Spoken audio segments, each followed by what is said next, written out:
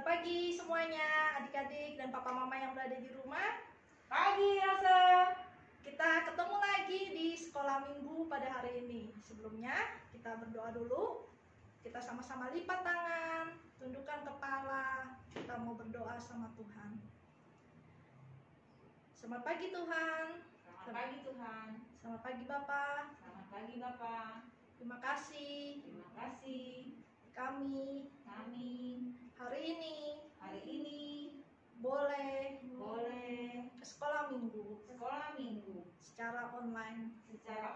Terima kasih juga Engkau telah memberikan kami tidur yang nyenyak semalam, sehingga kami pagi ini dengan tubuh yang sehat, yang segar, kembali beribadah di sekolah minggu. Tuhan pimpin sekolah minggu pada hari ini dari awal, pertengahan sampai akhirnya. Dalam nama Tuhan Yesus kami berdoa. Amin. Nah, adik-adik, udah mandi? Sudah, pinter. Nah, tapi udah olahraga belum? Mari kita olahraga sebentar ya, peregangan ya. Kita nyanyikan sebuah lagu, dikepak-kepakkan tangannya.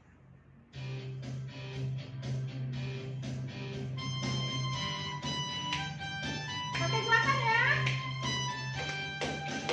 Kepak-kepakkan tangannya, digeleng-geleng kepalanya, agar tubuh sehat dan kuat untuk memuji nama Tuhan. Digoyang-goyang kaki kiri, digoyang-goyang kaki kanan, agar tubuh sehat dan kuat untuk selalu memuji Tuhan. Goyang kiri, goyang kanan, putar ke kiri, putar ke kanan. Goyang kiri, goyang kanan, putar ke kiri, putar ke kanan. Ya, sekali lagi. Kepak-kepakkan tangannya, digeleng-geleng kepalanya, agar tubuh sehat dan kuat untuk dapat memuji Tuhan. Digoyang-goyang kaki kiri, digoyang-goyang kaki kanan, agar tubuh sehat dan kuat untuk selalu memuji Tuhan. Goyang kiri, goyang kanan, putar ke kiri, putar ke kanan. Goyang kiri, goyang kanan, putar ke kiri, putar ke kanan. Ya, udah segar? Ya. Kalau sudah segar, mari kita siapkan hati kita. Kita mau mendengarkan cerita firman Tuhan. Kita nyanyikan sebuah lagu, Ku Kasih Kau Dengan Kasih Tuhan.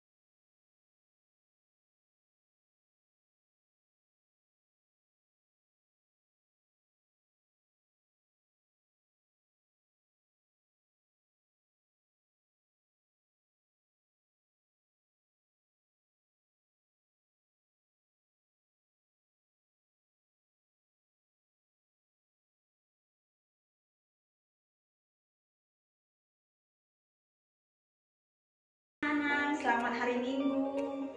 Apa kabarnya? Langsung berharap kita semua sehat, kita semua kuat, dan tetap semangat di dalam beribadah pada hari Minggu ini. Sebelum langsung cerita, langsung mau tanya, di rumah ada berapa anggota keluarga yang kita punya saat ini? Apakah ada yang 3? Apakah ada yang 4? Apakah ada yang 5? Atau bahkan ada yang 6? Wah, ramai sekali ya kalau sampai 5 atau 6. Pasti seru ya. Siapa yang memberikan kita saudara-saudara di rumah atau anggota keluarga di rumah? Tuhan yang berikan. Tuhan yang berikan kita siapa? Papa, Tuhan yang berikan kita mama, Tuhan yang berikan kita adik atau kakak. Bahkan Tuhan juga yang kasih siapa? Popo, Pungpung, Kiki, semua Tuhan yang berikan. Nah, Tuhan berikan itu kepada kita, papa, mama, adik, kakak. Tuhan berikan itu untuk disayang keluarganya, atau untuk dimarahin, atau untuk dipukul, atau untuk dibenci. Mana yang benar? Hari ini langsung mau cerita tentang cerita di Alkitab. Sikap mana yang Tuhan suka? Sayang keluarga atau tidak sayang sama keluarga? Tapi sebelumnya kita mau berdoa terlebih dahulu. Yuk kita berdoa dulu ya. Tuhan Yesus, tolong kami di dalam mendengarkan firman-Mu. Tolong kami untuk mendengarkan dengan hati yang sungguh-sungguh, hati yang rindu menyenangkan hati Tuhan, sehingga ketika kami selesai mendengarkan firman-Mu, kami boleh melakukannya sesuai dengan apa yang Tuhan mau. Dalam nama Tuhan Yesus kami berdoa. Amin.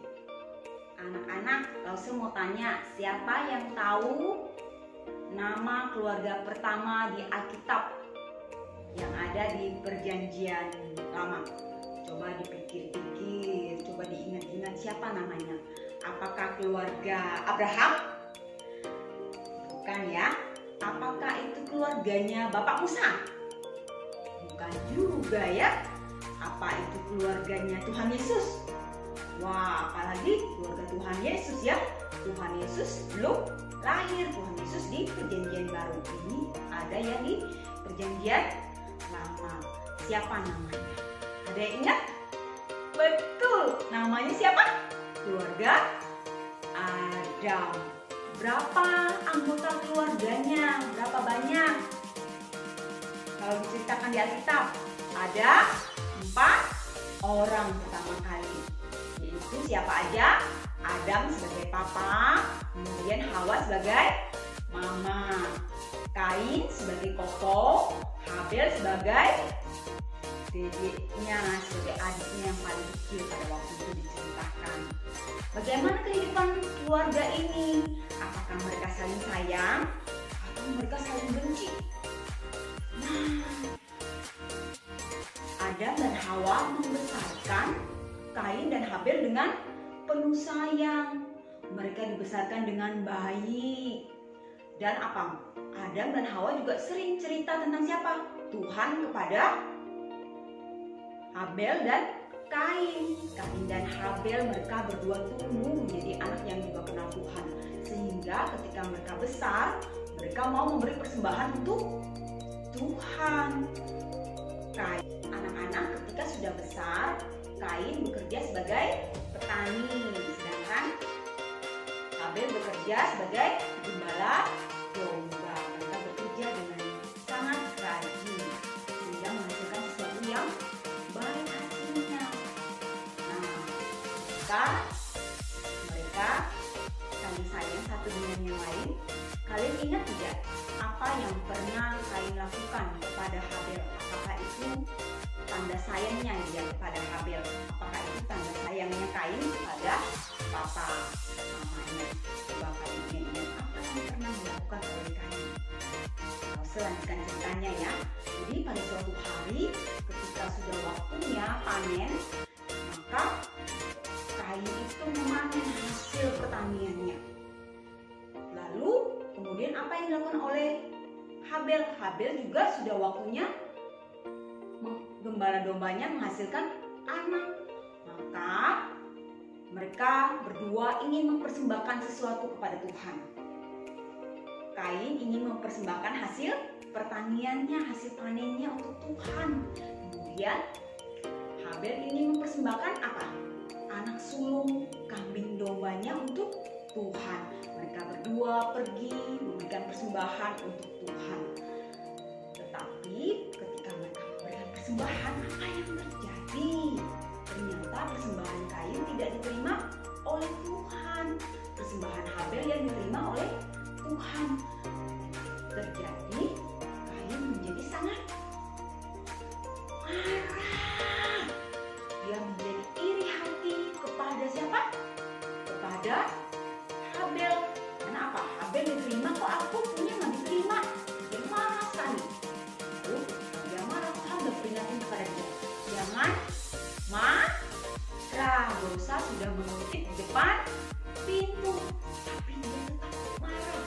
Maka apa yang dilakukan? Dia mengajak ke padang Habel. Dia ajak Habel ke padang. Dia tidak memberitakan Habel loh apa yang dia lakukan. Dia cuma mengajak Habel. Habel main percaya aja. Habel pergi mengikuti Kain. Sudah sampai di padang, dia langsung apa? Si Kain langsung memukul Habel. Lalu pada waktu itu dia membunuh Habel. Habel mati di padang. Itu tandanya dia sayang atau tidak sayang kepada keluarga? Tentu tidak sayang kepada keluarga. Dia tidak sayang kepada Habel adiknya. Nah, apakah dia sayang kepada papa mamanya ketika dia membunuh adiknya? Tentu juga dia tidak sayang kepada papa mamanya. Kenapa? Itu tandanya dia tidak sayang kepada papa mamanya. Karena ketika dia membunuh Habel, papa mamanya kenapa? Sedih karena harus kehilangan anaknya, anak mereka. Tapi dia tidak peduli, dia tidak mengingat hal itu. Dia tetap melakukan apa yang namanya memukul dan membunuh adiknya. Apakah Tuhan suka? Tentu Tuhan tidak suka dengan orang yang demikian. Sebabnya Tuhan menegur Kain. Bahkan Tuhan apa?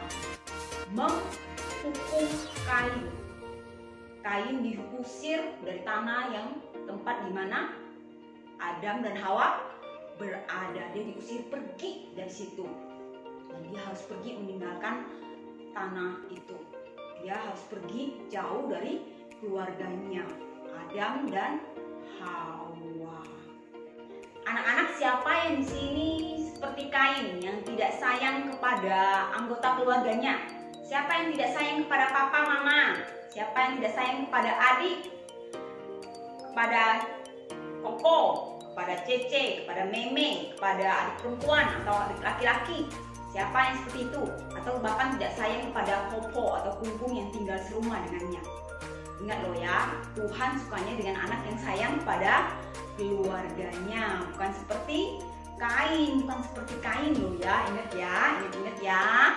Nah, di Alkitab ternyata ada cerita yang lain, bukan cuma cerita tentang Kain yang tidak sayang kepada keluarganya. Di Alkitab juga diceritakan tentang apa? Ada orang yang sayang kepada keluarganya. Dia punya keluarga yang sangat banyak. Dia punya saudara itu ada 13 orang. Kamu bisa tebak gak siapa orangnya? Ada 11 saudara laki-laki, kemudian ada 1 saudara perempuan.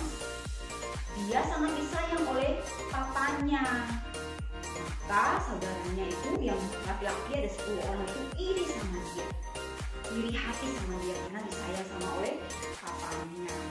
Tapi sayangnya itu sama papanya, dia diberikan baju yang bagus, baju yang indah. Bahkan bukan cuma itu, karena disayang dia juga dipercaya oleh papanya. Dia dipercaya sebagai apa? Sebagai pengawas. Wah, pengawas siapa? Pengawas kakak-kakaknya yang 10 orang. Kakaknya yang 10 orang. Kakaknya 10 orang itu bekerja sebagai apa? Gembala kambing domba. Jadi setiap hari mereka disuruh dikasih tugas oleh papanya untuk membawa kambing domba, gembalakan kambing domba. Itu jadi apa? Makan makanan rumput, bawa ke padang supaya bisa makan, kemudian bawa ke dekat sumur untuk dikasih minum. Jadi anak ini, tokoh ini juga diminta untuk jadi pengawas. Lihatin kerjaan kakaknya, pokok-pokoknya itu benar atau tidak. Nah, kalian bisa tebak nggak siapa orangnya? Bisa tebak? 13 bersaudara. Ada 10 saudara laki-laki yang suka cemburu, yang iri hati karena dia disayang lebih daripada yang lain. Benar siapa namanya? Ayo. Betul. Dia adalah Yusuf. Yusuf ya. Nama ayahnya siapa? Yakub. Nama mamanya siapa? Rahel. Ayo, siapa yang ingat nama kakak-kakaknya, nama saudara-saudaranya? Yang pertama dulu, saudara laki-laki, kakak laki-lakinya siapa namanya? Ada yang ingat? Ya, pertama adalah Ruben, kemudian Simeon, Yehuda, Lewi, dan Naftali. Kemudian apa siapa lagi? Gad, Asyer, Isakar, Zebulon. Itu nama kakak-kakaknya Yusuf. Kemudian nama saudara perempuannya siapa? Bernama Dina. Kemudian adik laki-lakinya siapa namanya? Benyamin. Wah, keluarganya sangat banyak ya, sangat besar ya. Siapa yang di sini banyak saudaranya? Nah, anak-anak, suatu hari Yusuf mendapat perintah dari papanya untuk melihat pekerjaan saudaranya laki-laki yang 10 orang itu. Maka dia pun pergi melihat pekerjaan saudara laki-lakinya yang 10 orang itu. Nah, ketika dia sampai di sana, karena iri hati kepada Yusuf, apa yang mereka lakukan kepada Yusuf? Mereka apa? Membuang Yusuf ke sumur. Buang sumur, dibuang loh. Mereka juga apa? Menjual Yusuf kepada pedagang Ismail yang lewat. Pedagang Ismail ini membawa Yusuf pergi ke Mesir. Di Mesir, Yusuf dijual sebagai budak. Dia bekerja sebagai budak di rumah Potifar. Dia bekerja dengan sangat rajin. Tetapi sesuatu terjadi. Apa itu? Istri Potifar itu menyukai Yusuf. Ia ingin mengajak Yusuf tidur bersama. Tapi apakah Yusuf mau? Tentu Yusuf tidak mau. Karena Yusuf tahu itu adalah dosa. Dia takut kepada Tuhan. Dia tidak mau menunjukkan hati Tuhan. Maka dia menolak permintaannya istri Potifar. Tapi istri Potifar terus membujuk setiap hari. Sampai suatu hari dia berhasil menjebak Yusuf. Lalu karena itu akhirnya apa yang dialami Yusuf? Yusuf di penjara. Yusuf dituduh melakukan sesuatu yang tidak benar oleh istri Potifar. Di penjara Yusuf bertemu dengan juru minum dan juru roti Firaun. Kemudian mereka berteman, mereka saling bercerita. Dia menafsirkan mimpi juru minum dan juru rotinya Firaun. Dia tafsirkan, dia katakan bahwa apa? Juru minum akan kembali ke pekerjaannya sebagai juru minum di kerajaan, di istana Firaun. Tetapi juru roti kemudian akan apa? Mati dihukum oleh Firaun. Maka tepat seperti apa yang dikatakan oleh Yusuf, terjadilah seperti itu. Juru roti meninggal, mati dihukum. Tetapi juru minum mendapatkan pekerjaannya kembali. Pada waktu itu Yusuf mengingatkan supaya apa? Pada juru minum, supaya mengingat dia, menetapkan dia tentang dia kepada Firaun. Tetapi Yusuf dilupakan oleh juru minum. Ketika dia sudah kembali mendapatkan pekerjaannya di Firaun, dia tidak menceritakan tentang Yusuf kepada Firaun. Dia dilupakan selama berapa tahun? 2 tahun. Lama banget ya, 2 tahun ya. Nah, apa yang terjadi ketika sudah 2 tahun? Ternyata Firaun bermimpi. Apa mimpi Firaun? Firaun bermimpi ada 7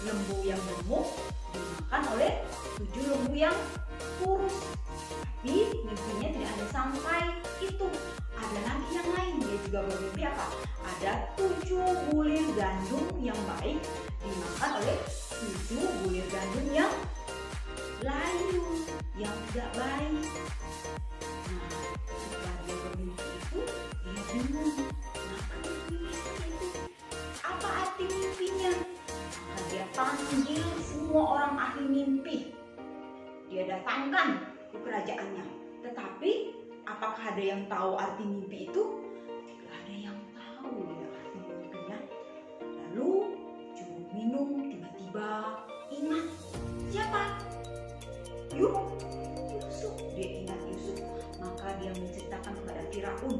Lalu Firaun pun memanggil Yusuf. Apakah Yusuf berhasil menafsirkan mimpinya? Tentu berhasil. Tuhan memberikan dia hikmat. Tuhan mengatakan kepada Yusuf apa arti mimpinya. Maka Yusuf menceritakan tentang arti mimpi Firaun. Apa arti mimpinya? Yusuf berkata bahwa akan ada apa? 7 tahun berlimpahan, di mana semua hasil panen akan bagus, akan banyak. Tetapi setelah 7 hasil limpahan akan datang apa? 7 tahun kelaparan, 7 tahun kelimpahan, dan kemudian akan 7 tahun kelaparan. Lalu Yusuf memberikan saran kepada Firaun supaya apa? Pada waktu 7 tahun kelimpahan mereka mengumpulkan hasil panen dengan baik, dengan banyak dikumpulkan untuk apa? Supaya bisa dipakai nanti di 7 tahun kelaparan. Ketika mendengarkan sarannya Yusuf, Firaun melihat betapa bijaksananya Yusuf, betapa pintarnya Yusuf. Maka Firaun mengangkat Yusuf sebagai yang mengelola, yang melakukan apa yang telah direncanakan oleh Yusuf. Bahkan Yusuf dipercaya sebagai orang kedua Firaun. Dia menjadi orang kedua Mesir setelah Firaun. Dia menjadi penguasa di Mesir. Apa yang dikatakan oleh Yusuf tepat terjadi. Ada 7 tahun kelimpahan, kemudian ada 7 tahun kelaparan. Nah, pada masa kelaparan, maka saudara-saudaranya Yusuf itu diminta oleh papanya Yakub untuk membeli makanan ke Mesir. Mereka pun pergi ke Mesir dan bertemu dengan Yusuf. Nah, apa yang Yusuf lakukan pada saudara-saudara laki-lakinya itu, yang ada 10 orang itu, yang mereka yang menjual dia ke pedagang-pedagang Ismail sebagai budak? Apakah ia balas dendam? Apakah ia memukul mereka? Karena apa? Dia itu kan seorang penguasa. Dia bisa memukul mereka, dia bisa membiarkan mereka. Bahkan dia bisa apa? Tidak mau memberikan makanan itu kepada mereka. Dia bisa nggak melakukan itu? Bisa aja kan? Boleh nggak dia melakukan itu? Kalau dia marah, dia mau balas dendam, bagaimana? Karena apa? Kan kakak-kakaknya yang menjual dia, memisahkan dia dari papa mamanya. Dia bisa marah dan sebagainya. Tetapi dia tidak melakukan itu. Dia sayang kepada keluarganya. Lalu apa yang dia lakukan? Dia tidak melakukan hal itu semua. Dia tidak memukul, bahkan dia memberikan makanan kepada saudaranya. Bahkan dia memelihara kehidupan keluarganya, saudaranya itu. Dia meminta mereka apa? Pindah ke Mesir. Dia meminta saudara-saudaranya, dia meminta papanya pindah untuk tinggal di Mesir.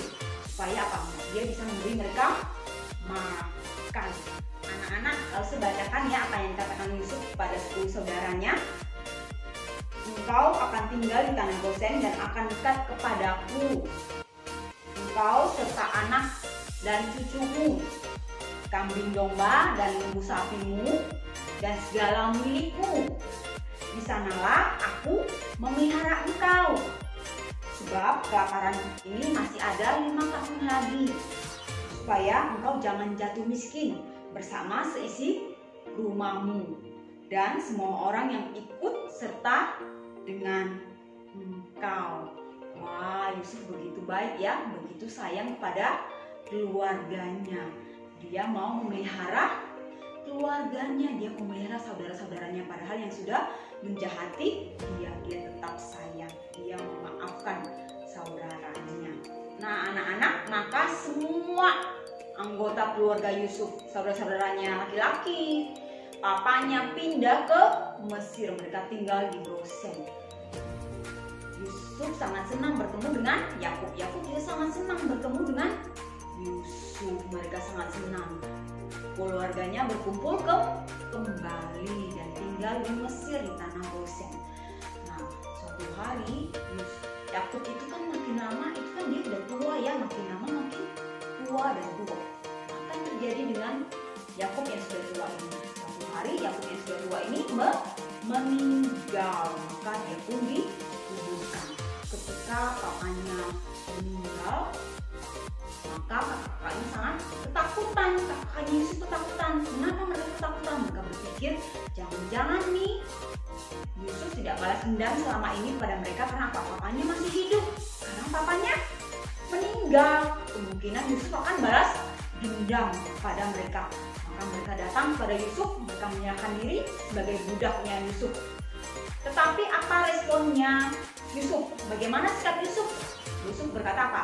Tidak, dia tidak terima mereka sebagai budak. Yusuf tidak menjadikan saudaranya sebagai budak.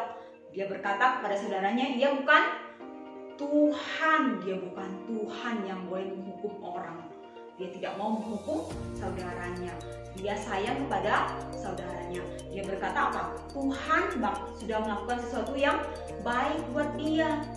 Jadi dia tidak akan menghukum saudaranya. Dia sangat sayang kepada keluarganya. Yusuf adalah orang yang sayang kepada keluarganya. Dia menyayangi keluarga dengan cara apa?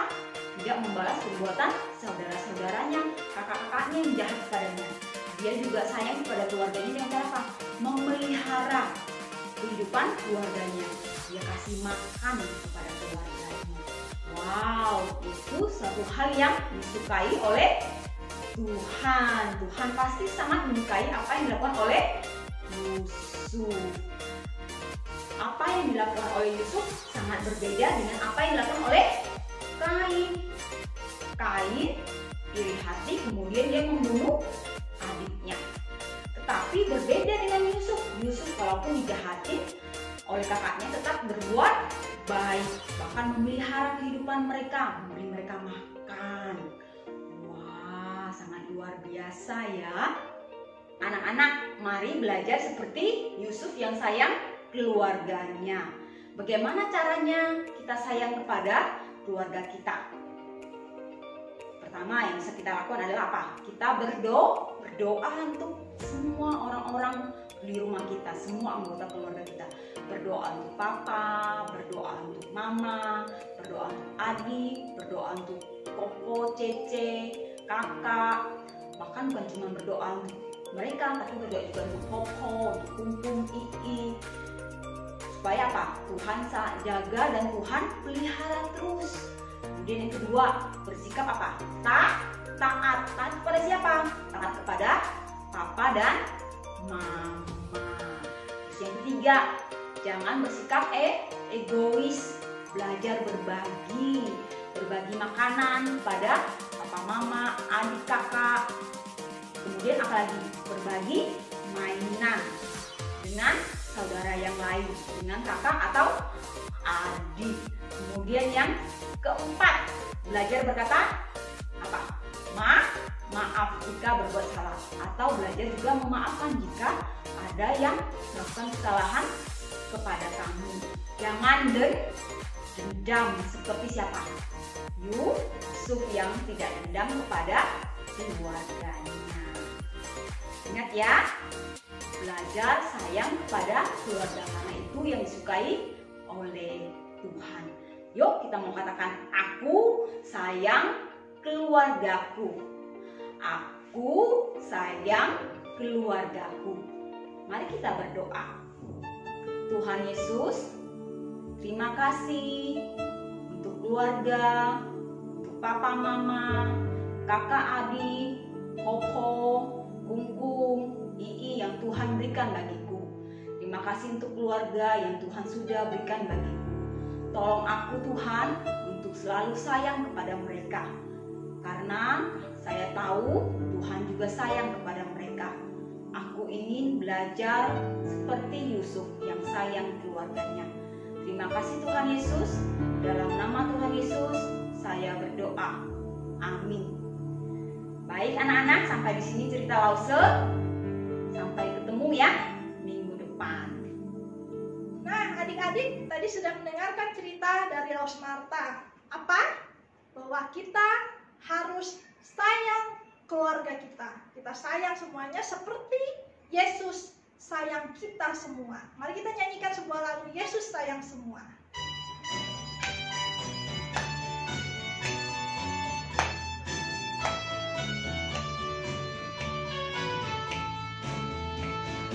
Yesus sayang semua, semua, semua.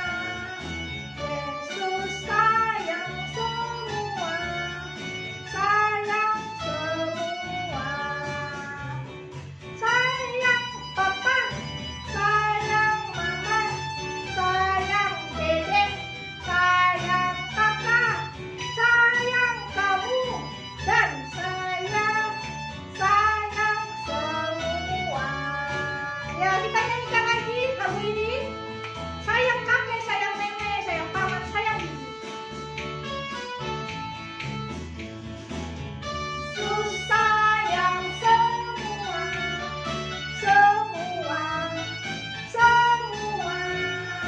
Yesus sayang semua, sayang semua. Sayang kakek, sayang nenek, sayang paman, sayang bibi, sayang kamu, dan saya sayang semua. Amin. Tuhan Yesus sayang kita semua. Mari kita sama-sama lipat tangan. Kita mau akhiri ibadah sekolah minggu pada hari ini dan ikuti Lause berdoa. Tuhan, Tuhan, terima kasih. terima kasih. Kami sudah Kami sudah mendengarkan mendengarkan cerita cerita firman Tuhan firman Tuhan dan juga dan juga sudah mengikuti mengikuti sekolah minggu sekolah minggu sampai sampai pada akhirnya. pada akhirnya. Terima kasih Tuhan. Terima kasih Tuhan. Ajar kami Ajar kami agar kami dapat menyayangi menyayangi seluruh seluruh keluarga kami keluarga kami seperti seperti Yesus Yesus menyayangi kami semua. kami semua. Terima kasih Tuhan. Terima kasih Tuhan. Di dalam nama Di dalam nama Tuhan Yesus Tuhan Yesus kami berdoa. kami berdoa. Amin. Amin. Nah, adik-adik, sampai jumpa lagi minggu depan di channel yang sama, GKI Cibubur, dan di sekolah minggu depan bertemu lagi dengan Lause lainnya. Sampai jumpa, dadah.